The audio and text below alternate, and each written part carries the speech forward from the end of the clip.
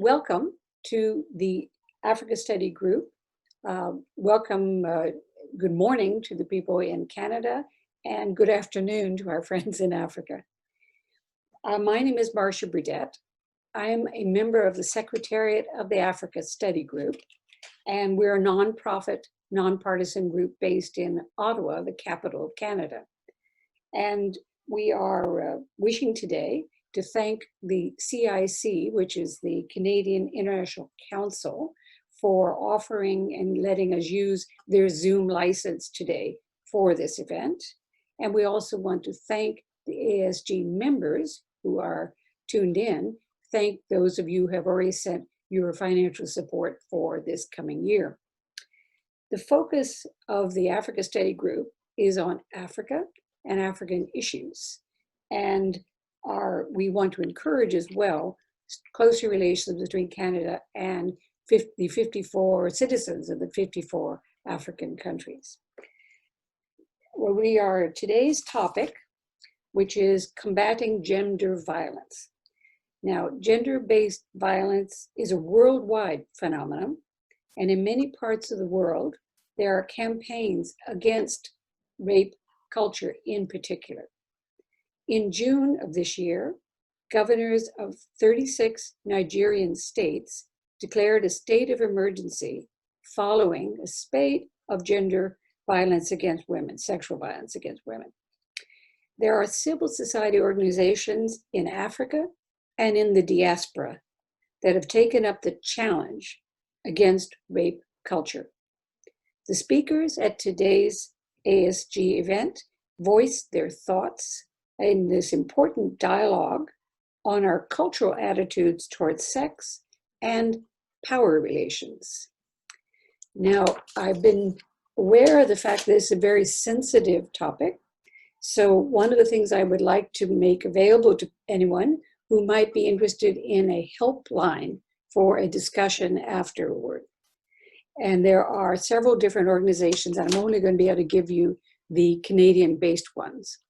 And of course, the consent workshop himself would have such a facility. But in Toronto, the Assaulted Women's Helpline, and their telephone number is 877-981-3144, 877-981-3144. There's another Toronto-based organization called the Toronto Rape Crisis Center, which is also the Multicultural Women Against Rape. They have a 24-hour helpline. Their telephone number is area code 597-8808. That is 416-597-8808. And the last organization is FemAid, which provides French helpline. And their telephone number is area code 877-336-2433. 877-336-2433. Now, as all of our panelists today are English speakers, we are going to be offering our panel in English. However, if there are any questions in French, please send them through the chat line, and we'll make efforts to make sure it's translated and made available to our panelists. Thank you very much for joining us today. Now I turn over to my other member of the Secretary, Adiola, who is our facilitator for today's discussion. Thank you, Marcia. Thank you, Marcia. Really appreciate it. And thanks everyone for joining. And I mean, I couldn't have done a better introduction myself. Just going to mention that for everyone who is, so we have a few, I won't say rules, but just to, help us move through this process. Please mute your mics if you're not speaking, and only those who are speaking at a particular time, of course, should please have their mics on mute.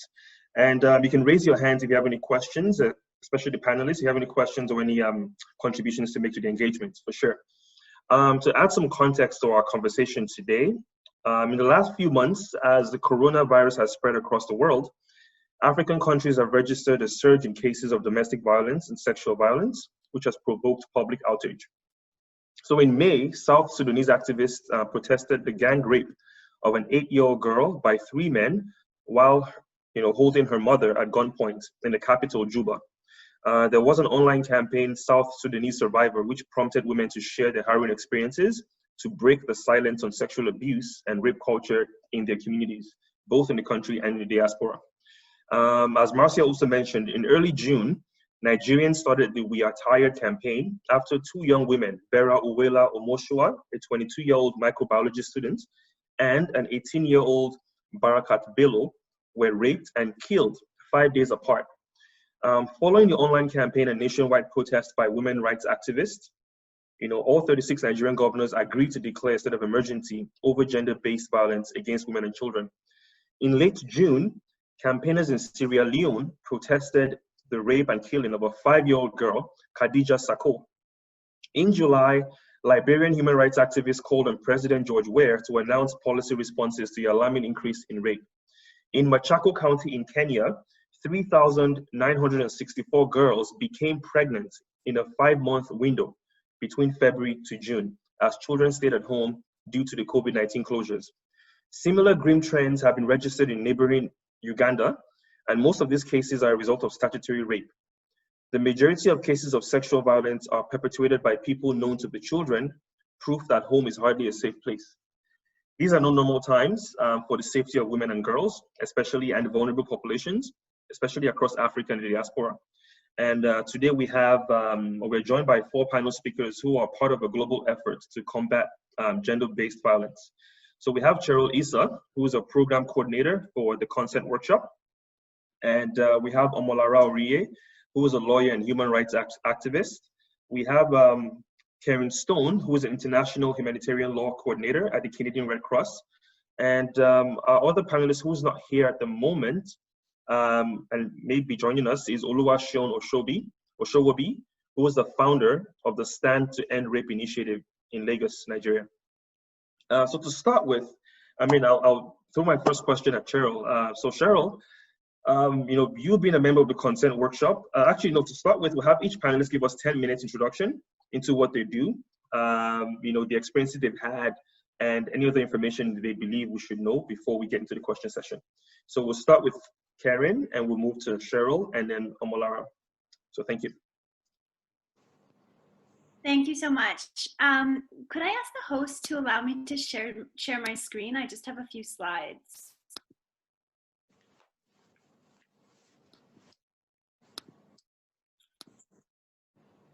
I just have to figure out how I allow screen. No problem. Oh, okay. Oh, there we go. Thank you. Yeah, perfect. I figured it out. So. Thank you so much. So thank you so much for the invitation to join the panel today. I have been asked to speak to the legal framework that deals with sexual and gender-based violence in situations of armed conflict.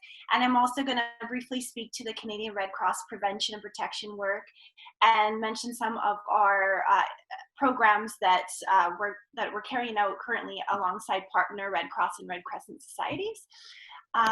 So let me just go into slideshow mode. So sexual and gender-based violence is always a crime.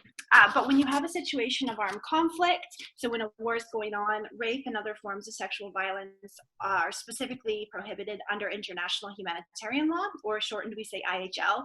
Now IHL is the branch of international law that regulates the conduct of war. IHL seeks to limit the effects of armed conflict by protecting persons who are not participating in hostilities and by restricting the means and methods of war. It's only applicable during armed conflict. So this diagram demonstrates the overlap between human rights law and IHL and the different contexts in which they apply. So while some of the rules are similar and both have a similar goal to protect human life and dignity, these bodies of law are contained in different treaties. So as I mentioned, IHL is only applicable during a situation of armed conflict, but the presence of an armed conflict does not mean the absence of human rights. Human rights law applies at all times. There may be some cases where certain provisions of human rights law are restricted because of an armed conflict or a public emergency like a pandemic. For example, freedom of movement may be restricted during a war, but there are some rights that can never be restricted or suspended. For example, regardless of the context, you never have the right to torture, and there's always a prohibition on sexual and gender-based violence. So because we know that IHL only applies during situations of armed conflict, it's important to define what we mean by armed conflict. So there are two types of armed conflict. One is an international armed conflict where there's a war waged between two states, and the second is a non-international armed conflict.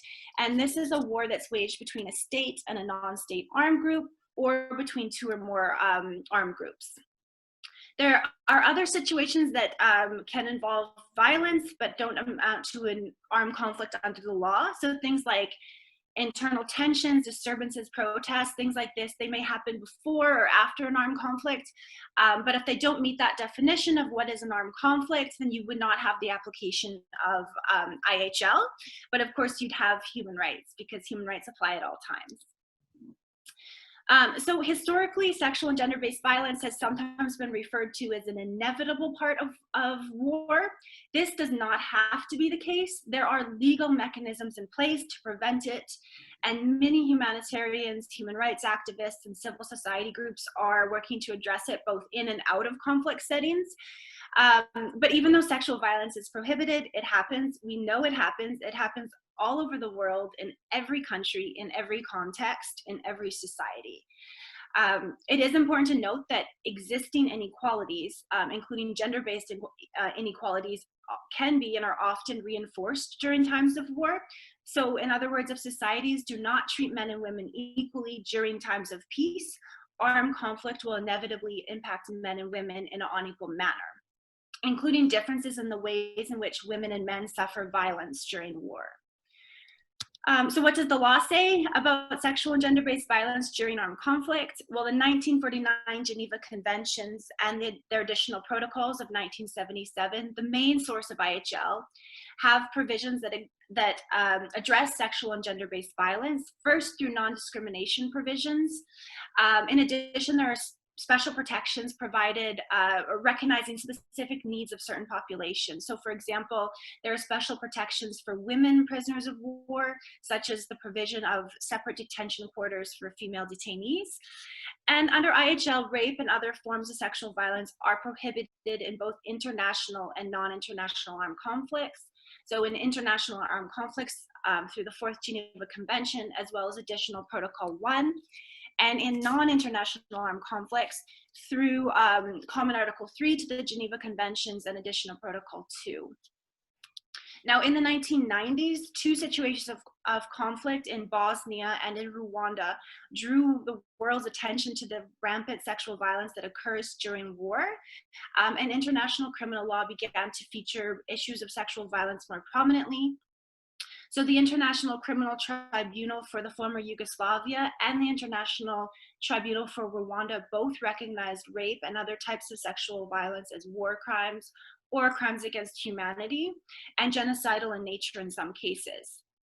Other ad hoc tribunals, for example in Cambodia and Sierra Leone, have also categorized sexual violence as crimes against humanity or war crimes. And these crimes have been further codified in the statutes of the International Criminal Court. This photo in this slide here is of the chief prosecutor, Fatou Bensouda, who is, in this photo, she's providing a statement on the arrest and transfer of a Malian man named Al-Hassan. And Al-Hassan is alleged to have committed crimes against humanity and war crimes, including rape, sexual slavery, and other inhumane acts, including forced marriage. So this is a current trial that's going on right now at the International Criminal Court.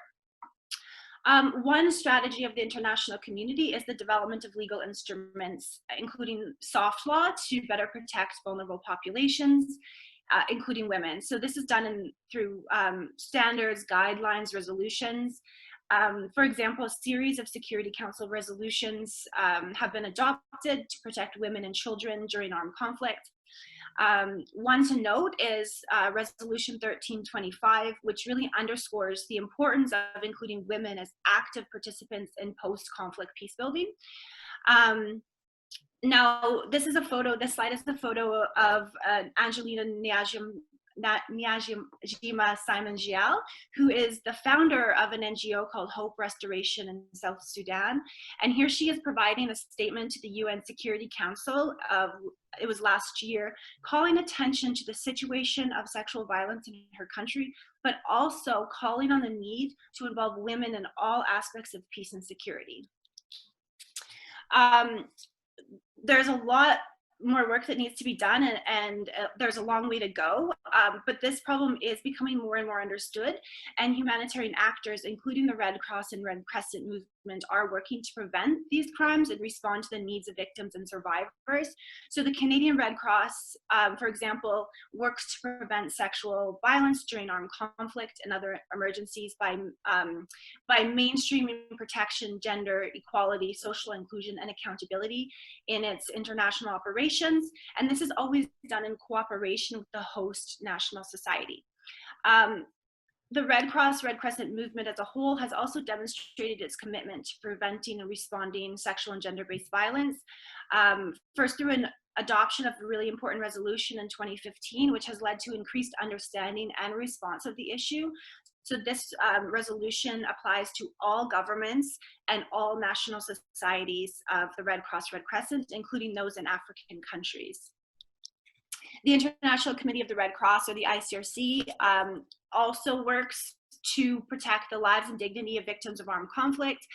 And in doing this, carries out protection, risk mitigation, and prevention activities, including legal advocacy. So raising awareness of the rules of war, the rules of IHL, and other international laws and standards. It also responds to sexual and gender-based violence in detention settings through visits, facility inspections, and confidential interviews with detainees. And I think one interesting thing to note is the ICRC always operates on the assumption that sexual and gender-based violence occurs in all the contexts it works, so it takes a proactive approach to the problem. There's so many examples of work being done by the Red Cross, Red Crescent movement on this issue, and I chose to highlight just quickly 3 projects that the Canadian Red Cross has been supporting. So the Maternal, Newborn, and Child Health Project in Mali is being led by the Malian Red Cross to deliver healthcare services at the local level, and this includes protection and awareness on sexual and gender-based violence. In Somaliland, the Somali Red Crescent is working to expand the availability of health services across community and clinical sectors, including for the most vulnerable, all the while integrating protection and gender and inclusion into all of its work. And the Healthy Bodies, Healthy Minds project is an initiative to increase equal opportunities for girls to attend schools in Gorgrial West in South Sudan by improving safe hygiene and sanitation practices and by enhancing protection from sexual and gender-based violence in schools and the community. So that's the end of my time, but I welcome questions during the designated Q&A portion. Thanks so much for listening. Thank you so much. Thank you so much, Karen. Appreciate it. And we're going to move over to Cheryl Issa, who is a program coordinator from the Consent Workshop here in Toronto. Hi, Cheryl. Hi. So I'm not going to use my full 10 minutes. The Consent Workshop, we're just trying to bring awareness to gender-based violence, mostly sexual assault, right? We're trying to teach consent to our youth. The thing is, something we've noticed or something we saw is that things that should be common sense, well, not common sense, but people should know.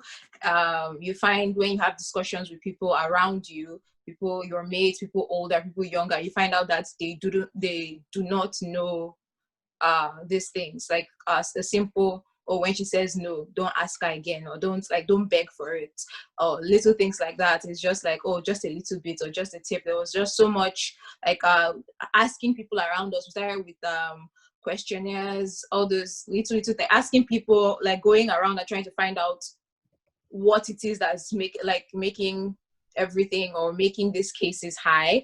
Sorry, I have to rewind because it started with the Me Too movement, right? In 2018, I think. Yeah, 2018, the Me Too movement. When people started coming out about, oh, they were raped, or it was rampant on social media, a lot of people started being comfortable and being able to come out with their stories. And then we found out that people around us, a lot of people in our communities, were raped. It was just, oh, it wasn't just me, or it wasn't just her. It's like, oh wow, this person I know. It wasn't just a far off case, right? So we tried to my Uche actually looked at things and was like, oh, how are we going to solve this? What's happening? How can we help? She started by like calling people out on social media, saying, okay, this isn't right. And I reached out to her. I was like, oh, is there a way we can combat this? Is there anything that's happening that you are like, you want to use that fight what is happening?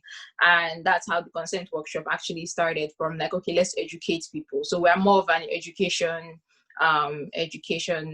company or non-profit. So we're here to make sure everybody knows what consent is, right? What's supposed to be done and what isn't supposed to be done. We try to make interactive workshop to spark conversations. We're not trying to tell you what it is. We show scenarios. So we go to offices, we go to schools. We also do our own workshops in different places and different countries. So we have in Sierra Leone, Nigeria, Toronto. I have people in Calgary. So we do workshops all around, even in the Caribbean. So so we're just trying to, our main purpose is to teach people, but we also guide people to resources. So on our website, there are a lot of resources for if you need resources.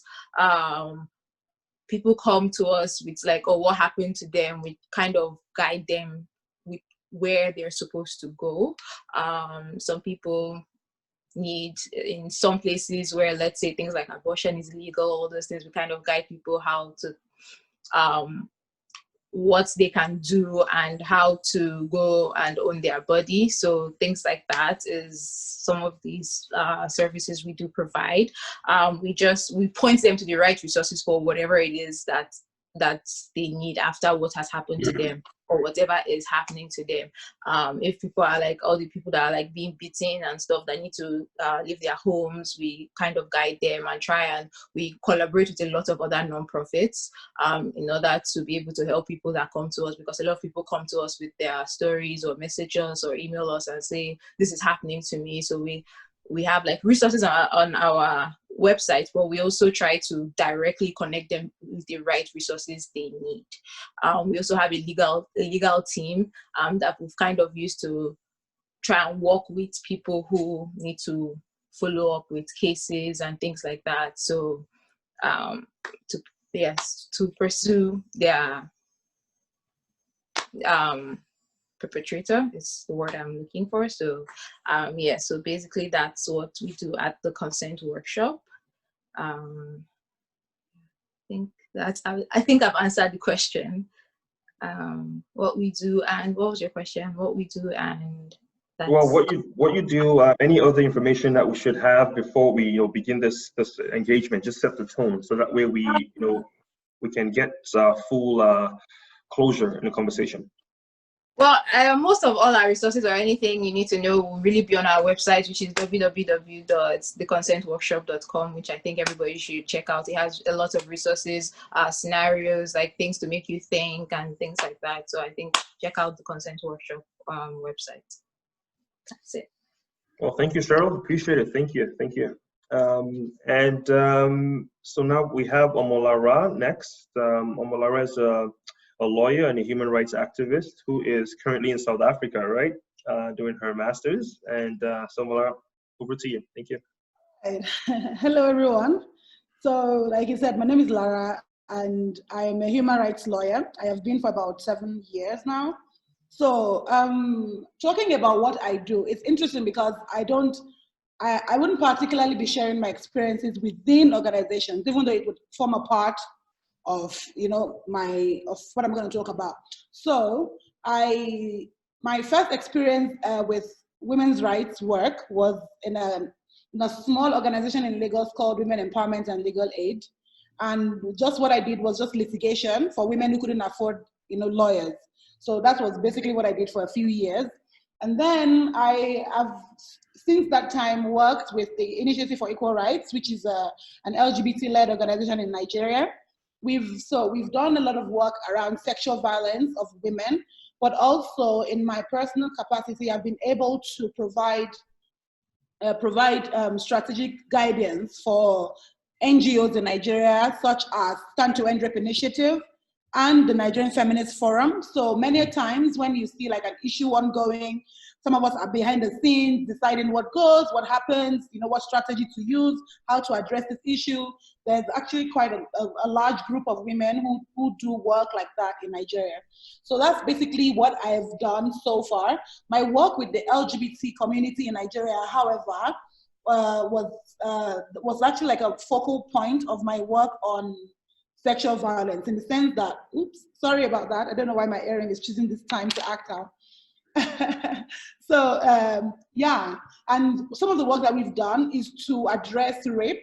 And thank you so much, Karen. I loved your presentation, because it's actually usually rare to see people who can connect and disconnect international humanitarian law and international human rights law.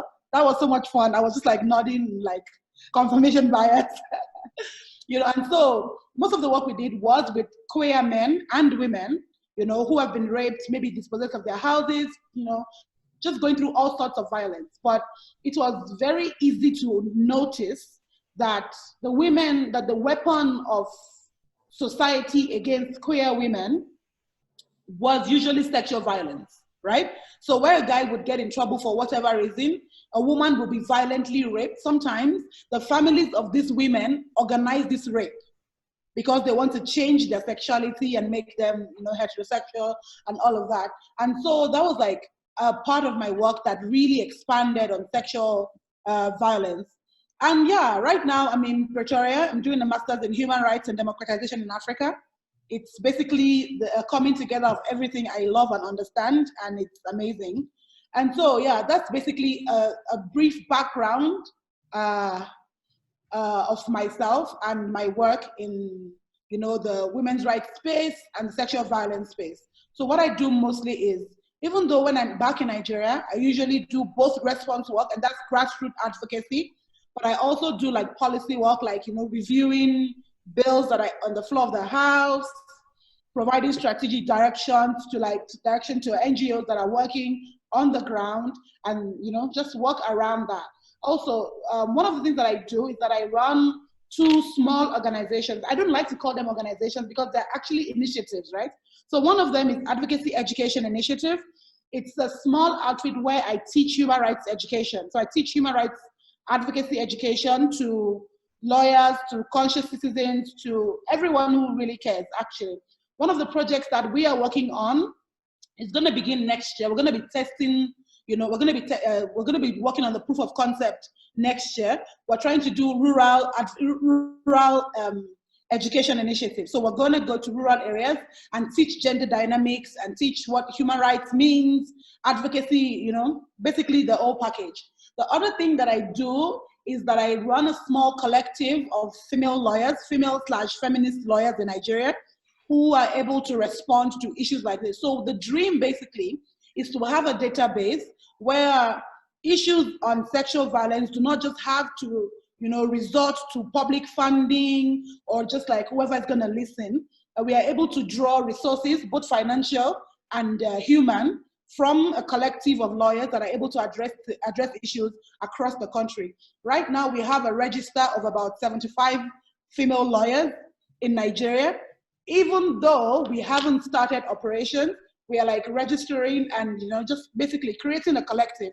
The dream is to have a collective across the country so that if whatever issue comes up in whatever part of the country, it's not, you know, it's not just left in the dark. There's a lawyer who can take it up, who can address such issues. And yeah, that's one of the things that I'm working on in general.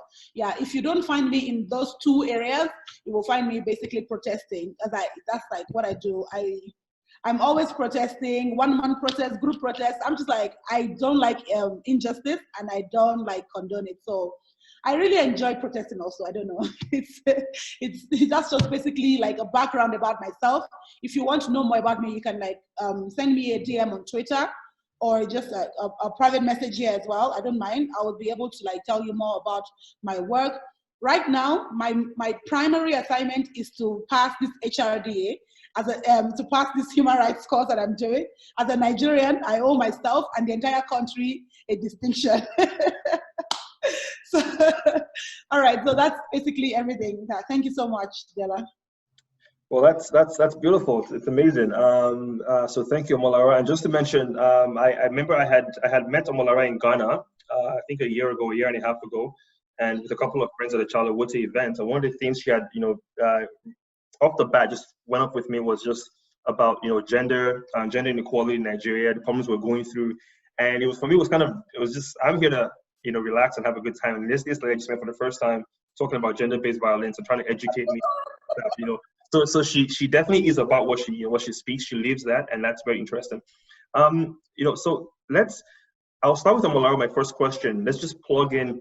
You talked about the LGBTQ community. And across Africa, we understand that members of this community continue to be stigmatized and excluded from protectionary laws.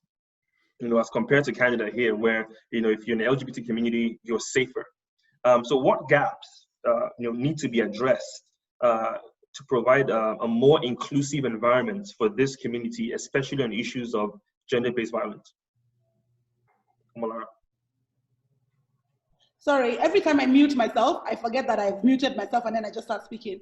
So when it comes to LGBT rights in Africa, but spotlight on Nigeria, we have a plethora of issues. The gap is so wide, right? In the sense that there are religious reasons, there are legal reasons, which are laws that were taken from the colonialists and made to run our societies. So we have, like a multi-layered kind of issue with LGBT rights in Nigeria. So for example, the most recent, most devastating thing that happened to the queer movement in Nigeria is the Same-Sex Marriage Prohibition Act, right? So there are other laws. For example, Section 285, I think, of the Criminal Code, prohibits same-sex relations between men. The Penal Code also prohibits cross-dressing, like a lot of issues. Cross-dressing, sexual relationship between men, and also in 12 states in Nigeria that practice the Sharia law, the death penalty is reserved for, men who have carnal knowledge. That is the most problematic two words I've ever said in my life, I've ever seen in my life, but yeah, of one another. And for women, it's an imprisonment term and flogging, right? So you can also see that even in the bad terrains, women are still discriminated against, right? So women don't have agency to have same-sex relationships, so we must forgive them. But when a man does it, it's so egregious, right? So in Nigeria, I think that one of the major gaps we have is the failure of the government to be bound by the Constitution, right? So I know that we always want to talk about religious reasons, we want to talk about, cultural influences and all of that, but all of those things are symptoms of a broken system, right? They're just symptoms of a government that has a constitution in letter, but not in spirit. So the Chapter 4 of the Nigerian Constitution provides for protection for every Nigerian without discrimination, right? Section 42 clearly states that everyone in Nigeria, would have access to public service, to their rights, to everything without discrimination. However, because there is a breakdown between the law and constitutionalism, we find that many issues like religion creeps up and begins to control people's reaction to things, right? Cultural background creeps up and continues to control people's reaction to things. And unfortunately, the Same-Sex Marriage Prohibition Act creates a different level of impunity, right? In society, whereby even private citizens who attack LGBT persons imagine that they are doing something legal. The police also use this law to clamp down on LGBT persons. The issues are quite deep, but I feel like in my studies lately, I have found that there is a disconnect between the law on human rights and the application of the Constitution to actual Nigerians. And that's where most of the issue lies, right? Because if the law in a secular state is truly supreme, then religions and culture and all sorts of other reasons that people may have to want to be discriminatory are subject to the law, right? But we don't have that. That disconnect is quite grave when it comes to LGBT Nigerians. And so right now we have a lot of laws that need to be undone, but then we have now a new act of parliament that should be undone. So that has like multiplied the issues that we're facing, right? So even if we undo the criminal code or the penal code, now we still have to deal with the Same-Sex Marriage Prohibition Act, right? And then that's only on the side of the law. Now let's talk about society. Society has become increasingly intolerant because everyone has had to look after themselves. Same thing, disconnect between the Constitution and the people.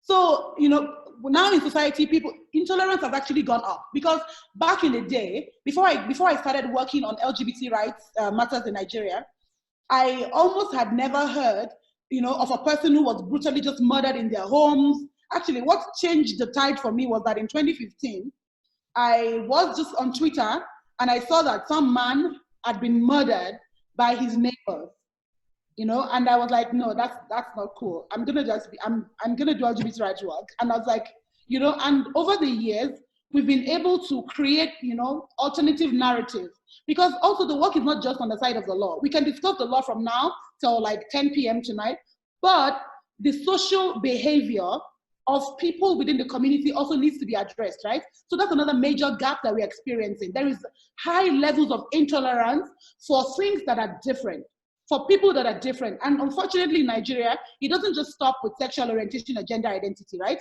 It doesn't. It's along ethnic lines, along tribal lines. There's just so much fragmentation in our society, and LGBT persons are literally at the bottom of that totem pole.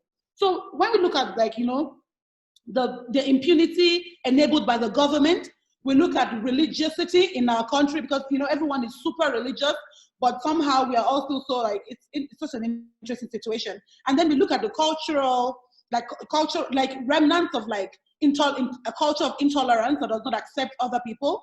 We look at all of these issues. This show you the major gaps. I'm so happy that over the last few years, you know, countries like Seychelles, Mozambique, Angola, and most recently, why can't I remember that country, where the parliament voted, you know, to strike down their anti-homosexuality law.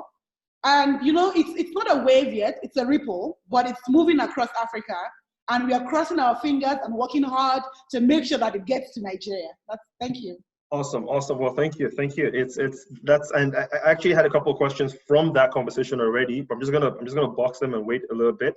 So I'm gonna move to Cheryl. Cheryl, and this is kind of tied into what Malara is talking about. By the way, if you have any questions, of course, you can add them to the Q&A icon on your screen.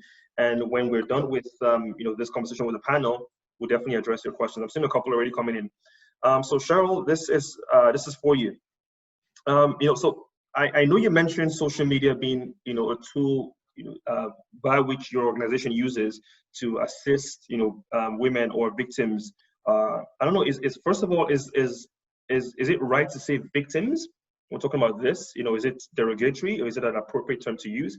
My second question is, how potent a tool is social media in addressing gender-based violence? You know, do you consider it robust enough to engage in meaningful discourse? You know, does our exposure to social media habituate gender-based violence and makes one less sensitive to the realities? Thank you. First, we'll say survivors, because I think it's better for them and for us. It's just better to be a survivor. Second of all, we do use social media because it's a very, very big educational tool. Although it is a small bubble, because sometimes you can educate on social media and then you go outside and you see that, oh my God, all these people don't know A, B, and C. It might look, because on your social media, it depends on who's following you, who you are following. It might be just a very restrictive amount of people, right? So it might not be as widespread as you think, right? But also it can also be wider than you think. I don't know if you are getting me, because you are reaching more people than you usually will, right? So when we did our 21-day campaign, we were able to reach more people than when we did our little workshops in little places. But the thing about social media is that it can deceive you to think that, oh, things are more progressive than they are. Right? Using social media as a tool, for me, I think is very good, because I know people are like, oh, it's better not to say, or like, you know, I see all this, oh, go to the cops first. Why are you going to social media? Why are you doing this? Why are you doing that? But the thing about gender-based violence, especially among our minority communities here, and let's in Nigeria, I'll say Nigeria because that's where I know, is that is systemic, right? It's not just just a small thing. It's like in our system, right? Our culture, it's in our religion. It's like it's a very systemic. Our laws, right? It's systemic. It's in there, like, and it's from generation to generation. These things have been happening, right? It's been passing down for a while, right? Like if you talk to somebody, like even your father, sometimes you can be like, oh, he says something, and it's very misogynistic or very very, like, you can tell that, oh, there's something wrong there. So it's been passed down, right? And it's in our systems, right?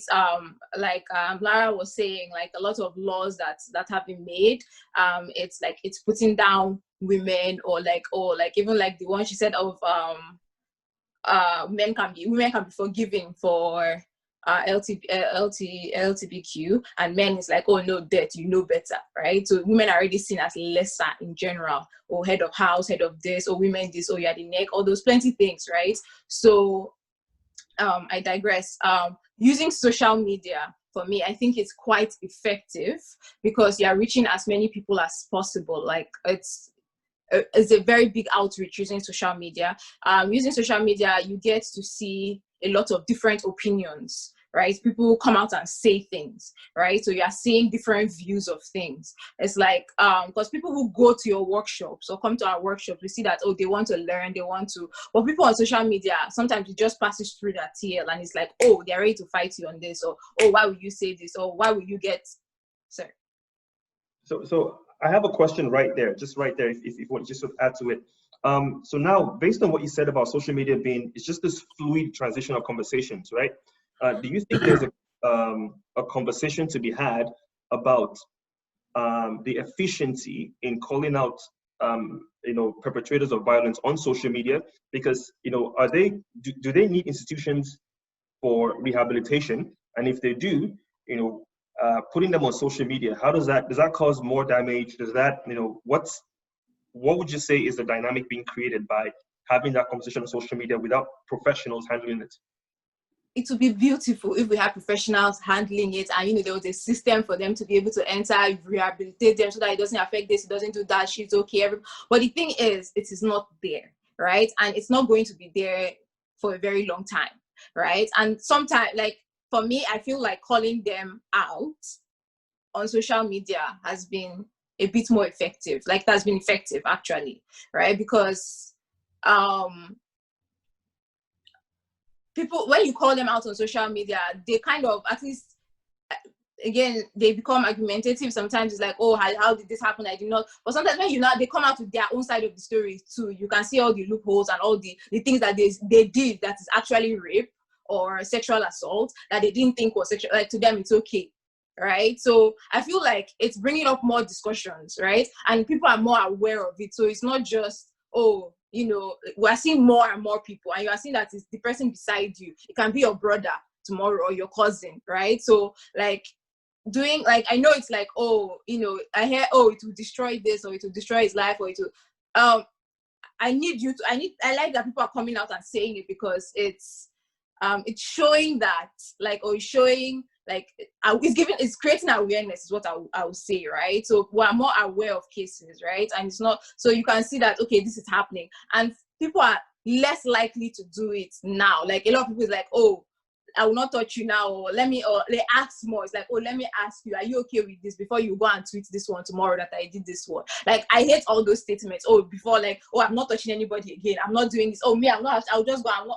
I don't like all those things. But like, to be very honest, people are asking more.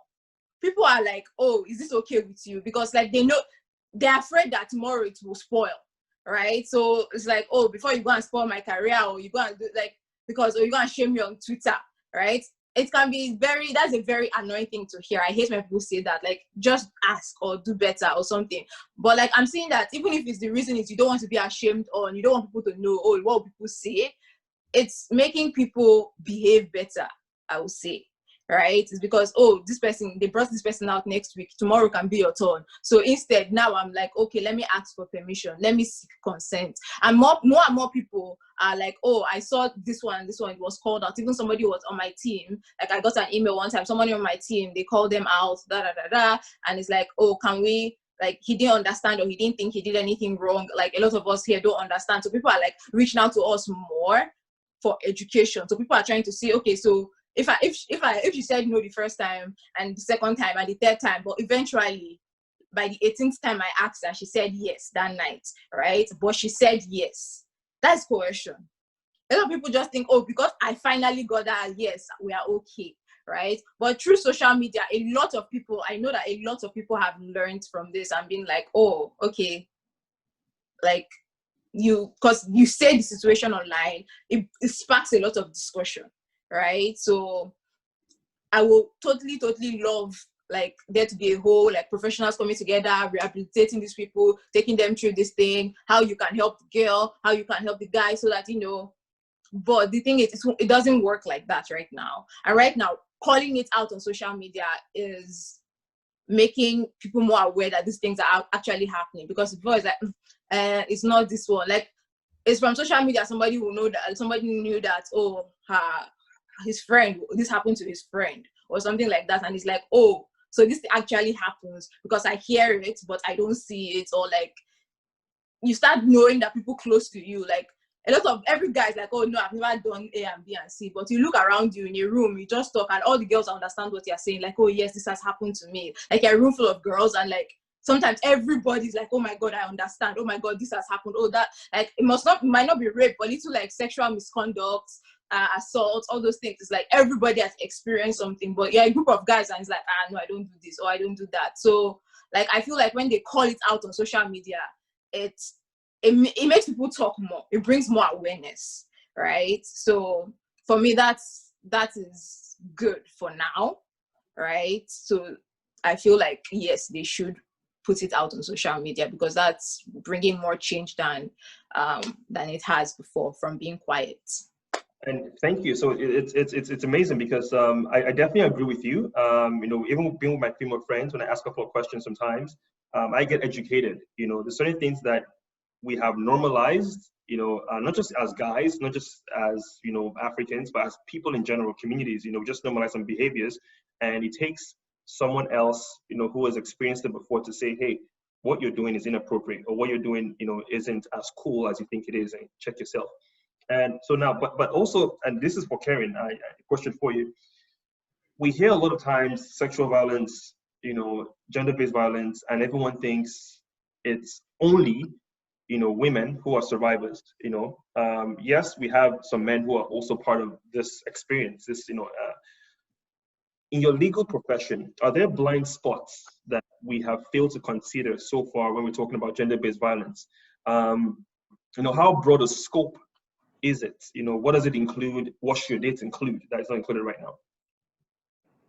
Yeah, I think there are definitely gaps in the response to sexual and gender-based violence, and one of those areas is sexual violence that occurs against boys and men.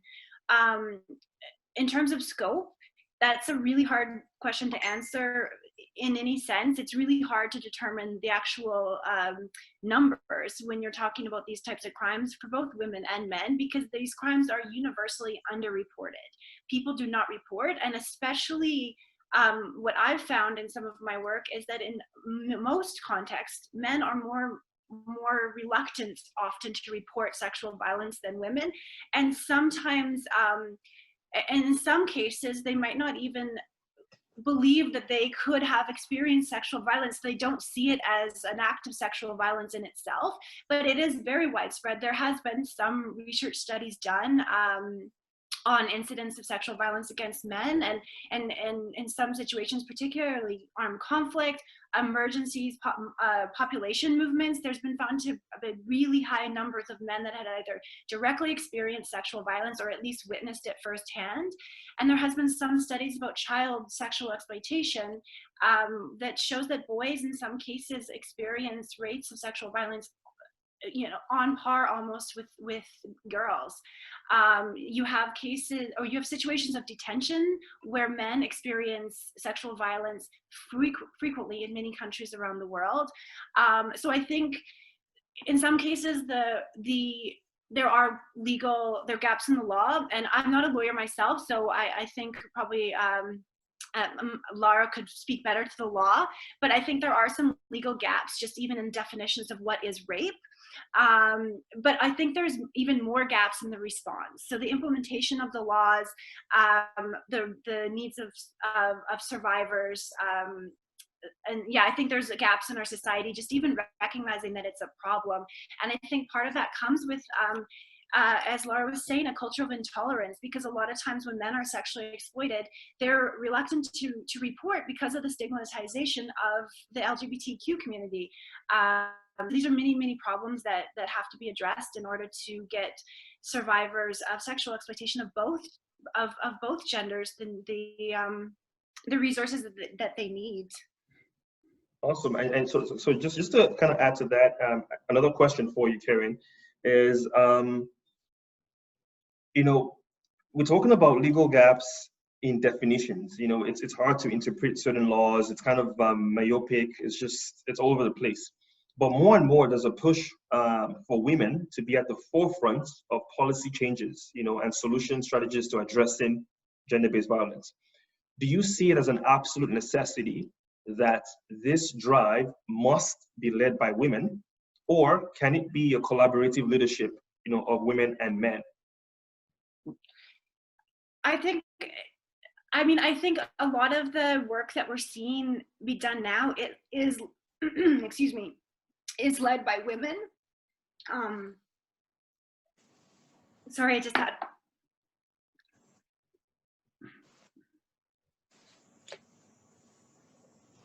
Sorry about that. I just had a frog in my throat. No, I see that a lot of the movement right now is led by women.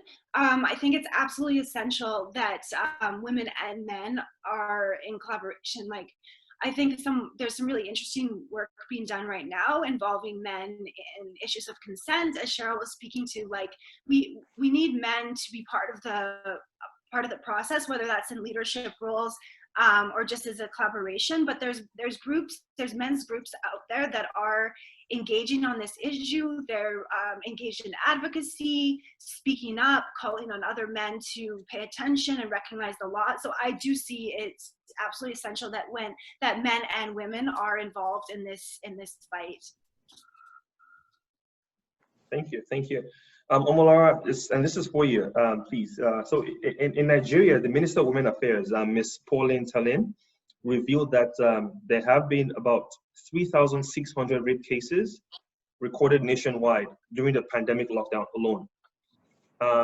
Is that figure, based on your experience, is that figure alarming, or would you consider it to be a conservative number? Let's start with that.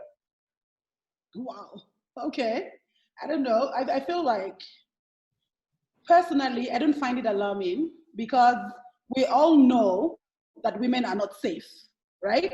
I think that it would be dishonest for us to be shocked that there was a lockdown and then issues like that spiraled, because we've always known that women in Nigeria are not safe either at home or in public, right?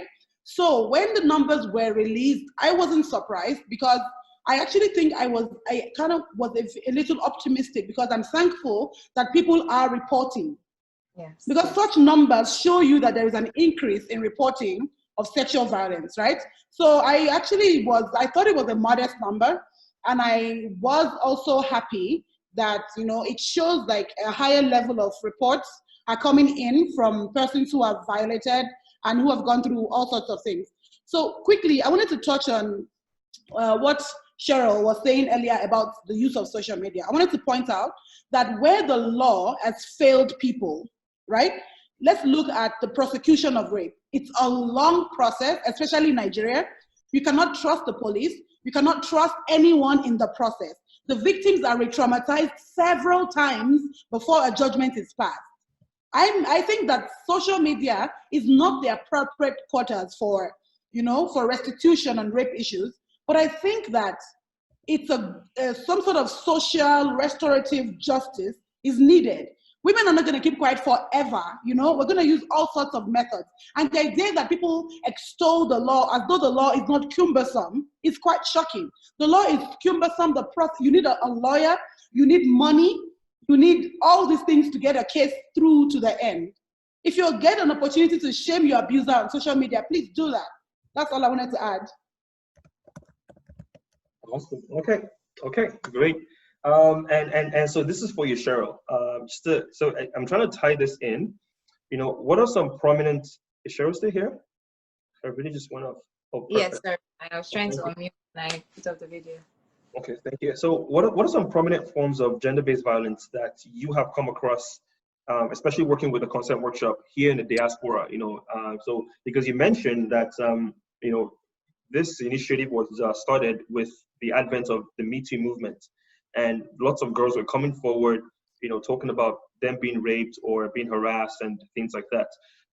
We don't hear this on mainstream news that in Canada here, you know, diaspora ladies are being harassed and this is what is happening, you know. So, but they're coming to the consent workshop, which makes it a very good position to kind of, you know, assist on a local level.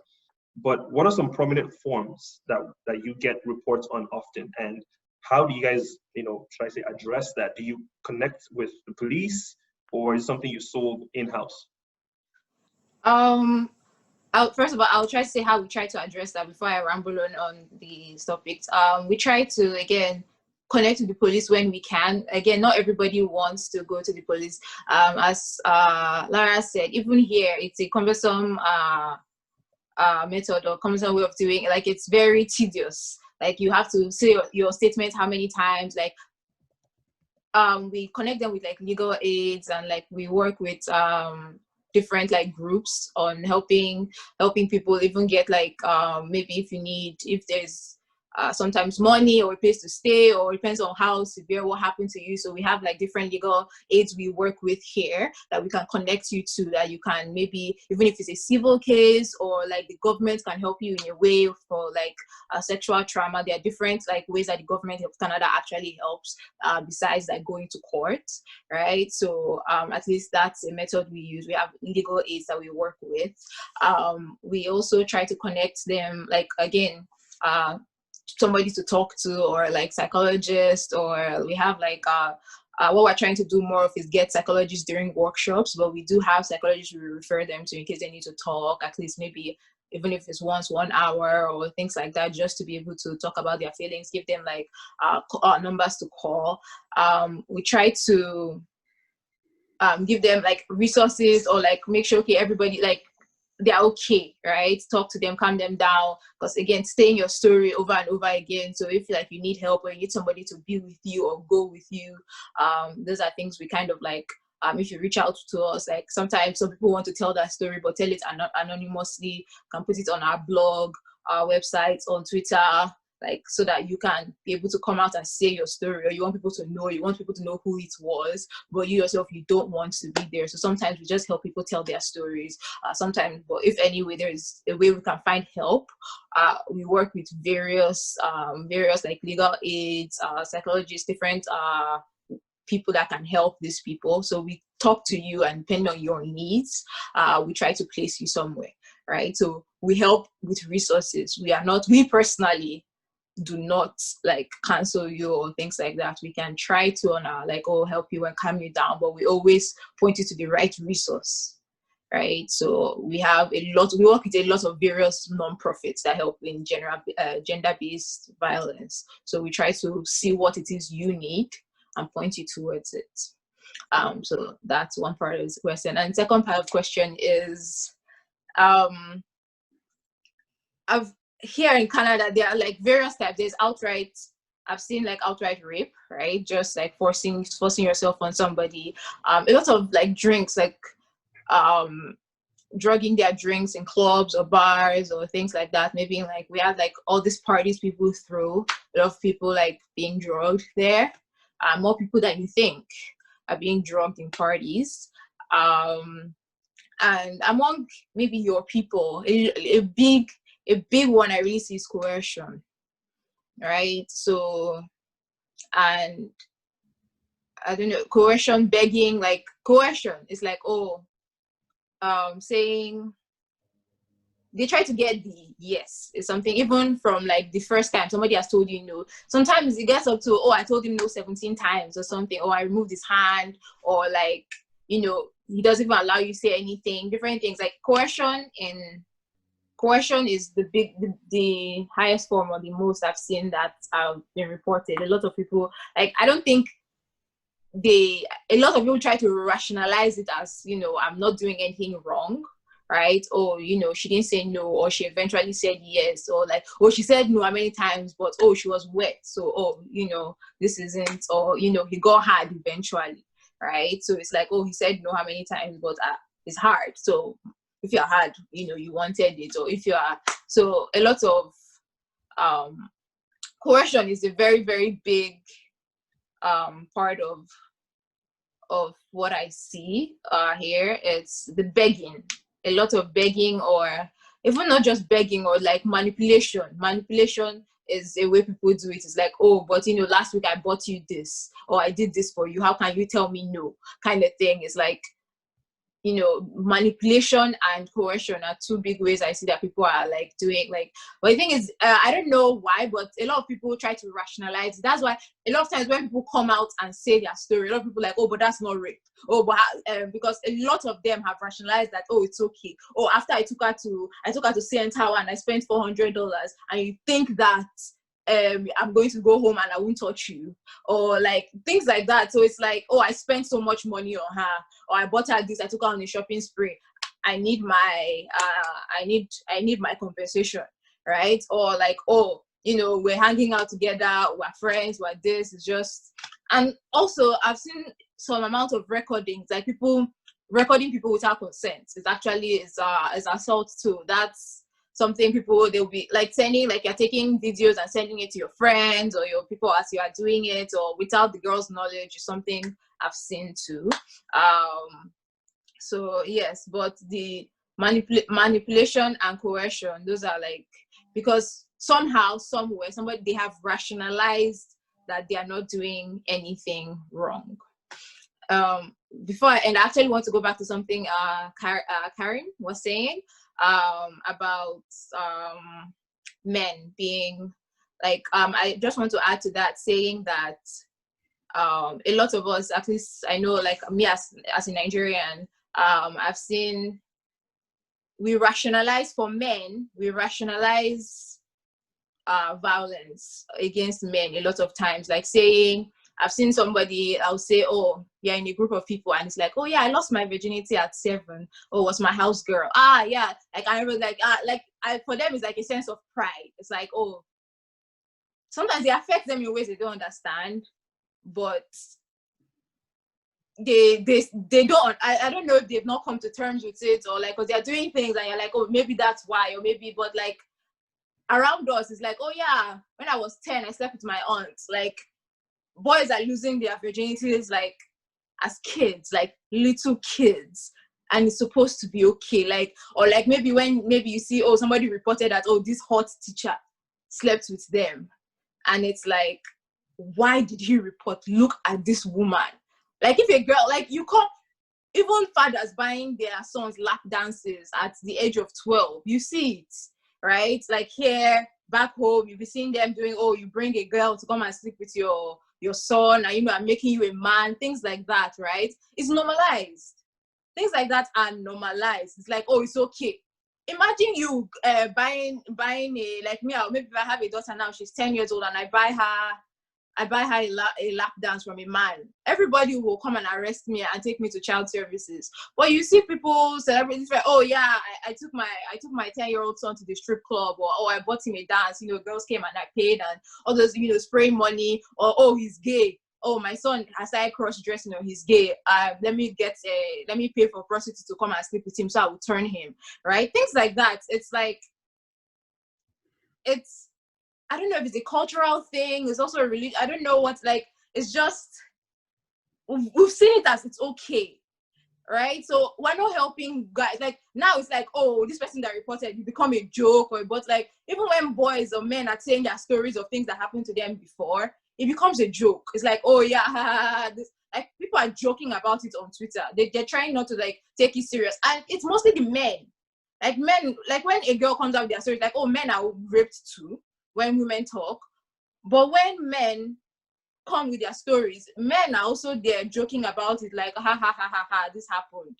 Like, oh, you know, you did not do this, or if I touch her well now, you should have touched her well. Sorry, it's in Nigerian pidgin thing. So I mean, thank you. It's yes, you're definitely right. These are definitely things we experience and things we see. And so one of the key things of the key goals of the ASG is shedding light and awareness on African issues, or issues, not African issues, because it sounds like it's only African issues, but issues that are happening across Africa, and seeing how, you know, we could not just bring awareness to it, but also ignite action, you know, towards solving certain things and collaborations. So, and this question would be, you know, anyone who wants to answer it, you know, but I want to have that dialogue. What are some channels of collaboration between Canadian NGOs, for example, the Red Cross, and diasporic organizations like Consent Workshop, or local ones back home that, you know, Valeria, you already know about? Are there areas of, should I say, symbiotic relationship where we can benefit from information, resources, and whatever it is? Can we talk about that? Is there something to be talked about in that capacity? Anyone who wants to answer it? Karen, maybe you? Yeah, I'll just provide a quick answer, but I think opening dialogue and sharing resources across countries, like there's many civil society networks and organizations that do this already, because there's good practices that are happening all over the world. Like we have 2 examples of initiatives that Omolara is working on, and then the Consent Project here in Canada. Just even having a way to share information, resources with one another, so all of the learnings of good projects that are maybe going on in Nigeria can be learned here in Canada as well. So yeah, I think coordination, cooperation, I think that's something that the Red Cross, Red Crescent movement does well, but there's always more to learn from other organizations and civil society groups. And I think the reason that the Red Cross does it well is just because we do have a widespread network of national societies, so we are able to work together in a collaborative manner on a lot of issues. But there are other examples of really like amazing grassroots initiatives that expand into national networks, into regional networks, and I think it's really positive. I think regional campaigns, national campaigns that can be carried out in collaboration with different activists and different organizations can also be a really positive way to make progress on this issue. Yeah, make sure to. Thank you. So, Omolara, I'm going to ask you directly. So, what would you need, or what would your organizations need? What kind of support would you be looking for from Canadian NGOs like the Red Cross, for example? What are the conversations you would want to have to make, you know, work on the ground feasible?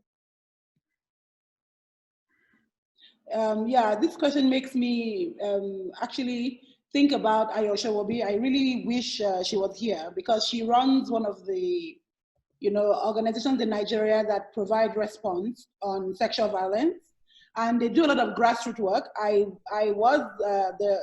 directed the Human Rights Department for 2 years, and I know that it's really hard, grueling work, you know. But I feel like Karen said about collaboration, the idea around the protection of women's rights, you know, it's both a contextual issue, but it's also an issue that cuts across like different contexts, right? So there are special things about your country, but the conversation is fundamentally the same, right? The conversation is fundamentally that women need to be protected from sexual violence, women's rights need to be fulfilled, and women's agency needs to be restored in society, right? So it's easy on the surface of it for organizations to collaborate, in the sense that if you're doing work in Canada, it doesn't have to only be in Canada, right? Now we have social media. It is possible to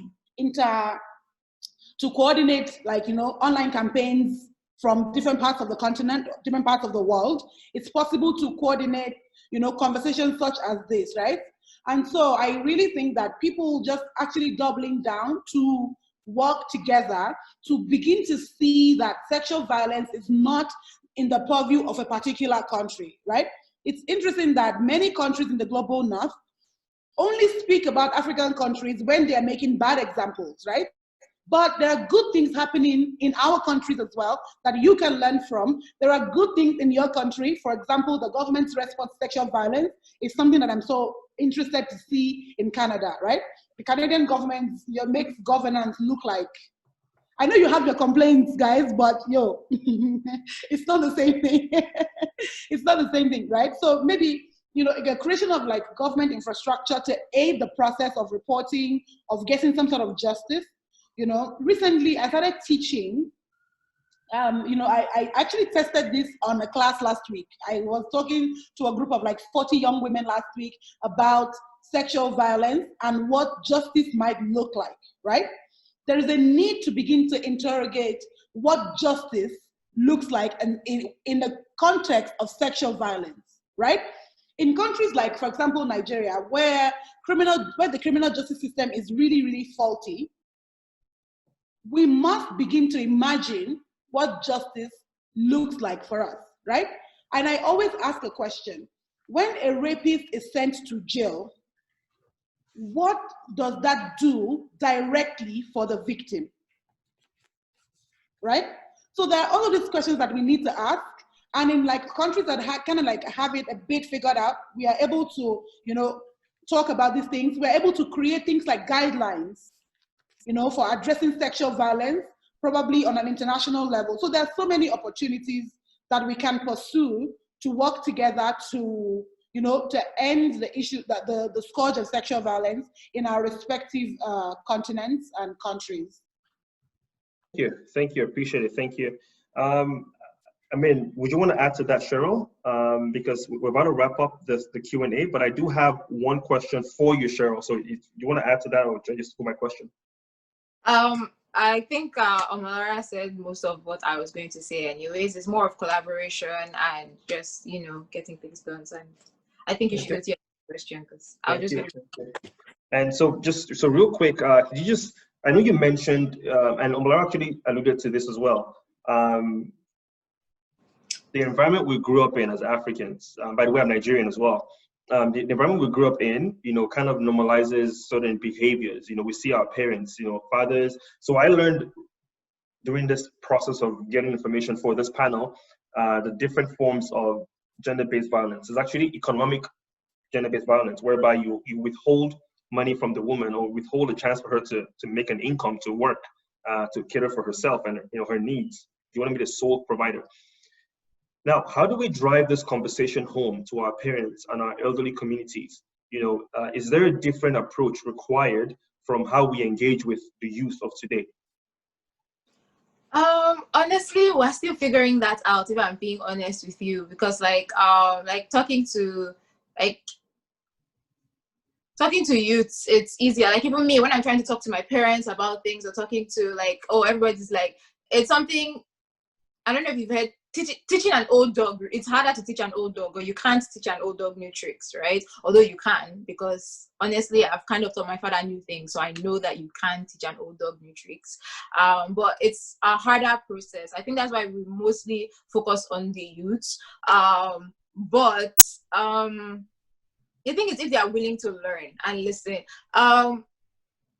disrupting gender-based violence is hard, because there's even the people, like, let's say for the men now, let's look at that specifically.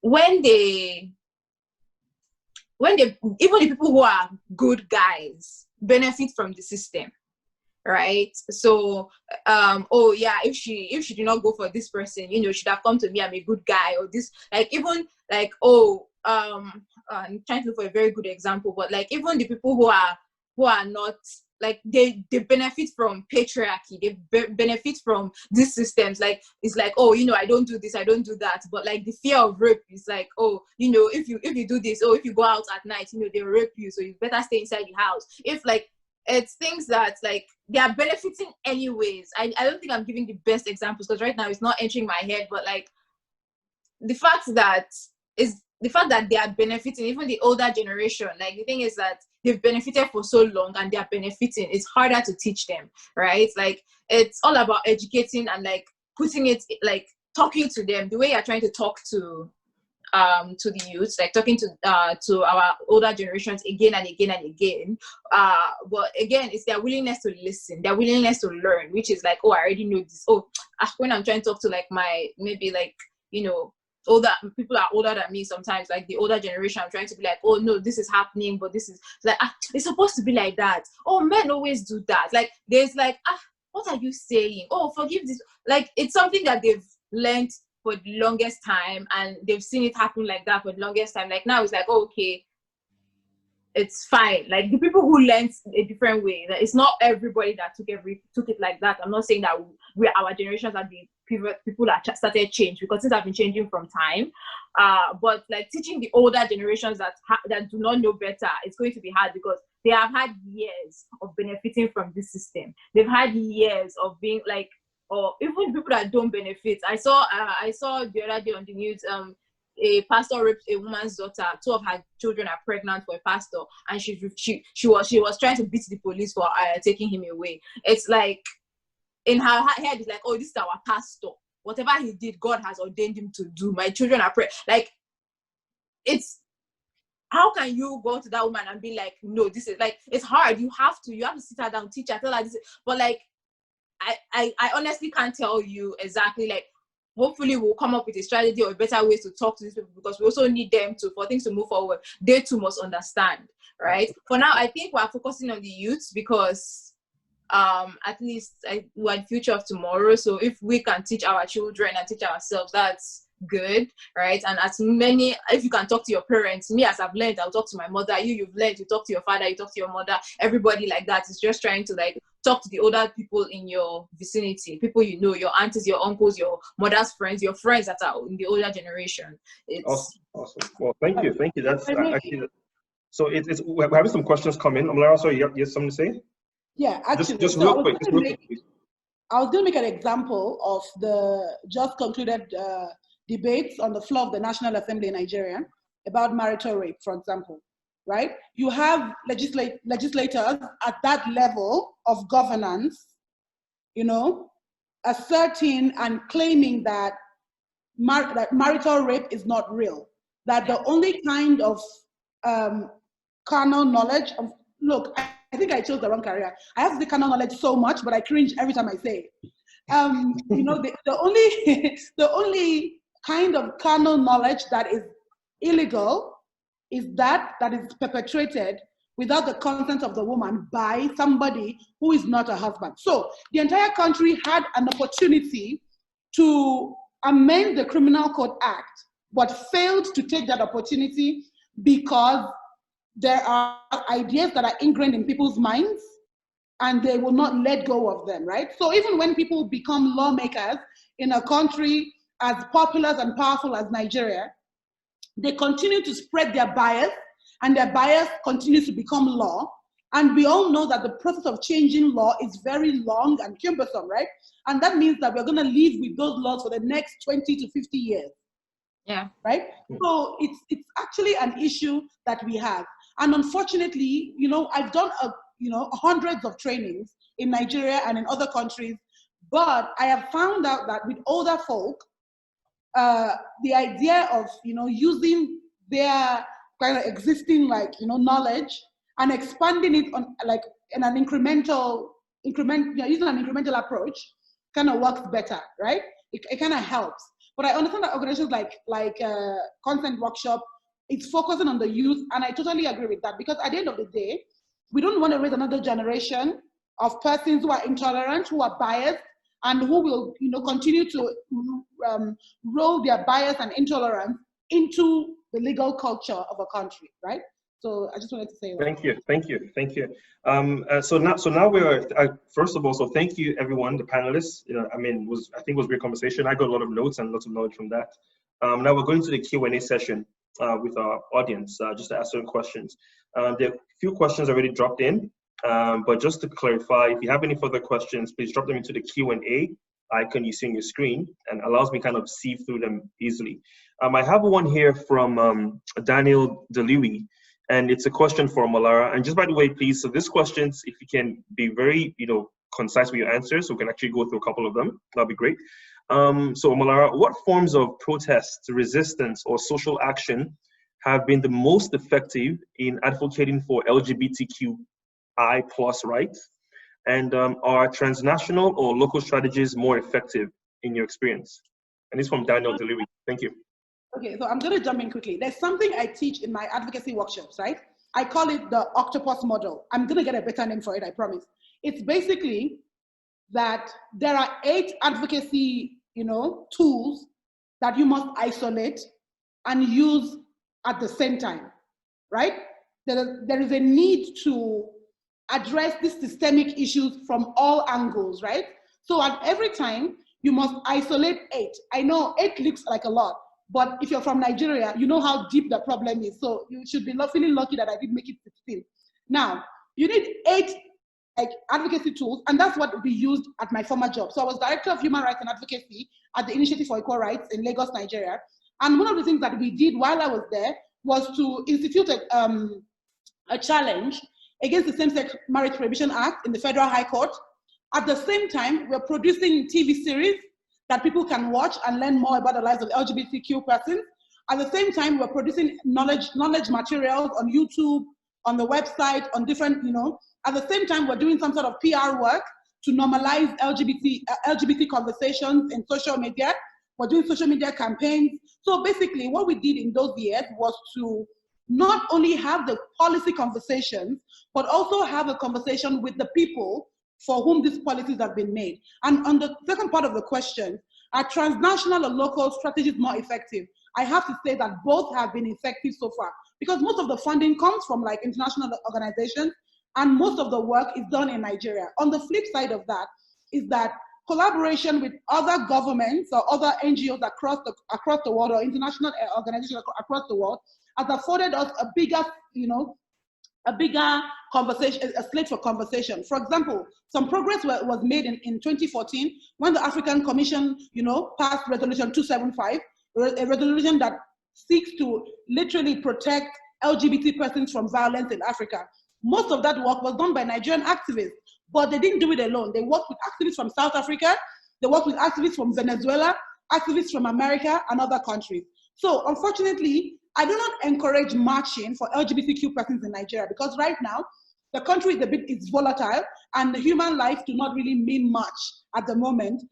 Also, we have criminalization hanging over our heads, right? So if you are criminalized by a certain law, or the community understands you to be criminalized by a certain law, protesting, and I mean protesting gathering in the streets and all of that, is bad. It's bad for you, basically. You're gonna be endangering yourself and other people. So we are not in the protest phase at the moment, but I can tell you that work is ongoing. And every time I go on my Twitter and I see young out Nigerians, I feel so incredibly proud. Thank you. I definitely hope that answers the question, Daniel. But thank you, Malara.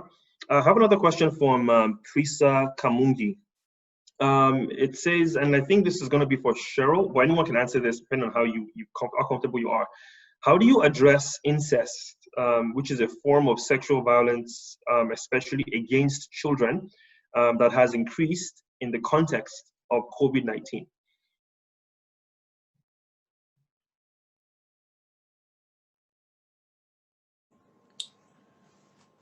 So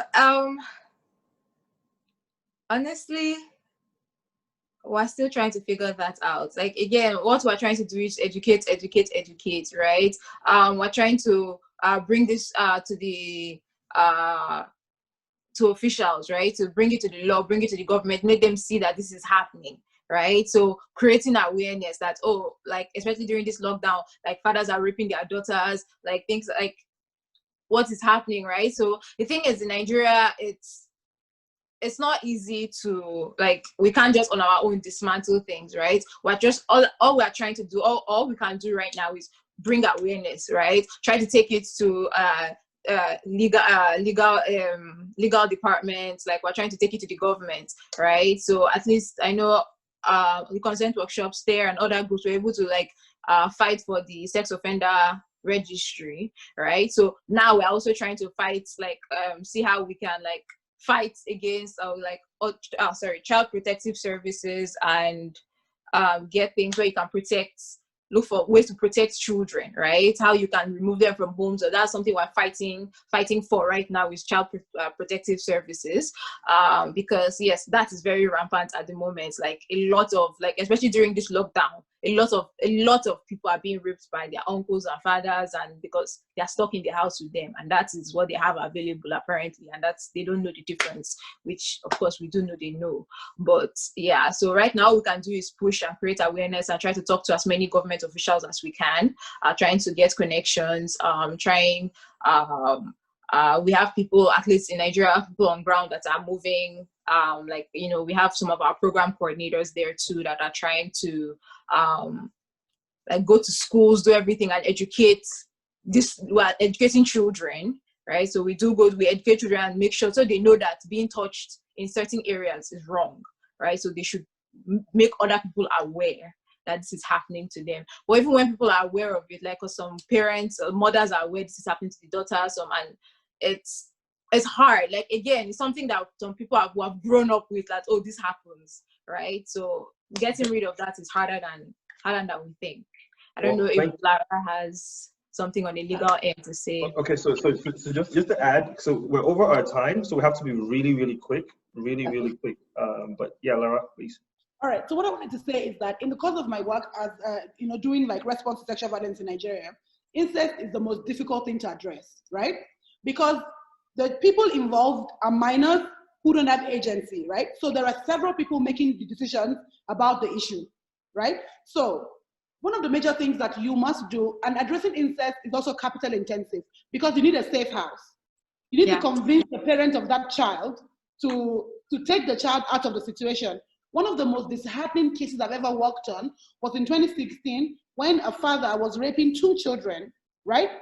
We got the mother and the children out of the home, and 6 months later, she went back with the children because she couldn't fend for herself. Is she gonna live in a safe house forever? No.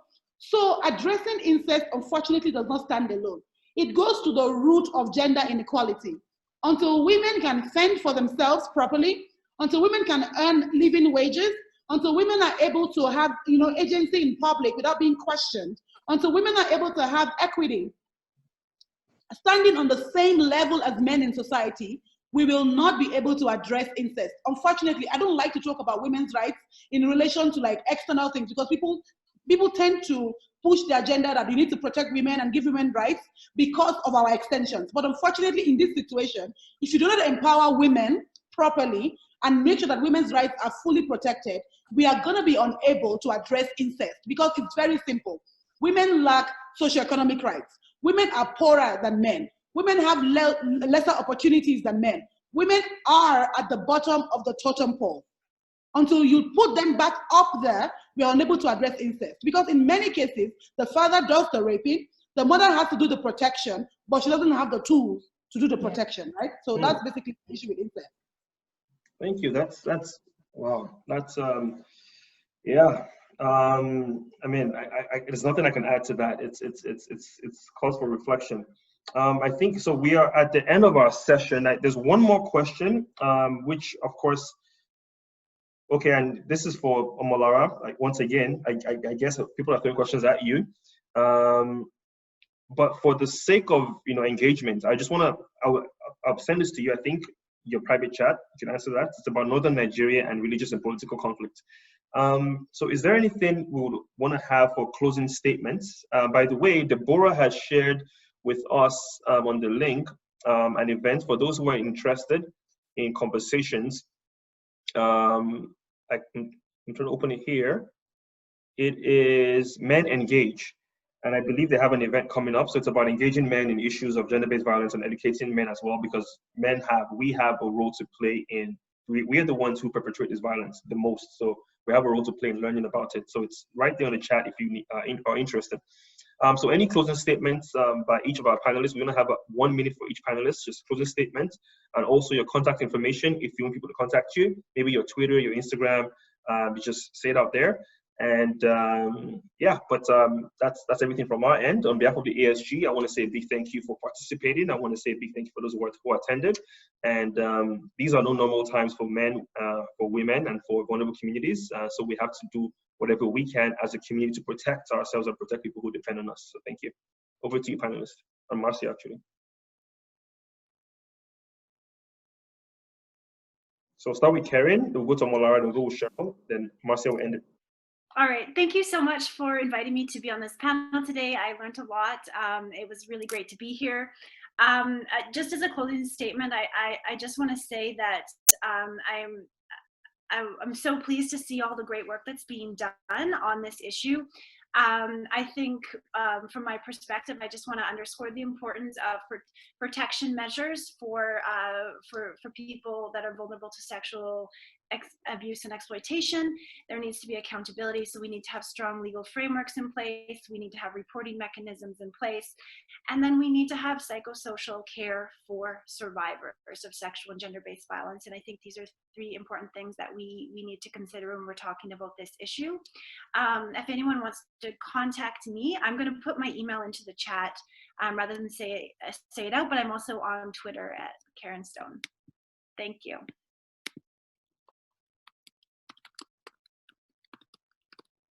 Molara?